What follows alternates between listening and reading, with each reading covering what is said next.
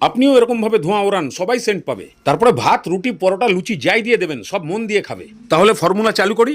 2টো tomato, কিছু আদার টুকরো আর ঝাল অনুযায়ী কাঁচা শুকনো লঙ্কা জল দিয়ে সেদ্ধ করতে বসান। আর আরেকদিকে এরকম সিটি মেশিনে সামান্য জল, কাটা বাঁধাকপি আর সামান্য নুন দিয়ে 2টো সিটি মারিয়ে দিন। আর এদিকে টমেটো সেদ্ধ হয়ে গেলে কি করবেন? হ্যাঁ, নাঙ্গা করে ঠান্ডা করে পিষাতে হবে। এর মধ্যেই দিয়ে দিন ধনে গুঁড়ো, জিরে গুঁড়ো, গোলমরিচের গুঁড়ো, হলুদ গুঁড়ো, কাশ্মীরি লঙ্কার গুঁড়ো, সামান্য জল দিয়ে পিষিয়ে দিন। এই আইটেমে আলু চলবে? তাহলে ফার্স্ট আগে আলুটাকে ভেজে তুলে নিন। এবার ওই তেলের মধ্যে একদম ছোট্ট করে এই গোটা মশলাগুলোকে দিয়ে হালকা ভেজে নিয়ে তারপরে এই পেস্ট দিয়ে দিন।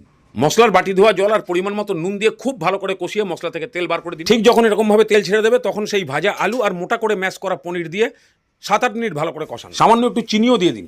আলু প্রায় সেদ্ধ হয়ে আসলে তারপরে সেই সেদ্ধ করা বাঁধাকপিটা দিয়ে দিন। এবার পানসা বাঁধাকপির বডিতে মশলার সেন্ট ঢোকাতে হবে। 10 মিনিট খুব ভালো করে কষিয়ে একদম শুকিয়ে ফেলুন। বাস, নামানোর আগে 1 চামচ ঘি আর সামান্য গরম মশলা দিয়ে ভালো করে মিক্স করে নামান।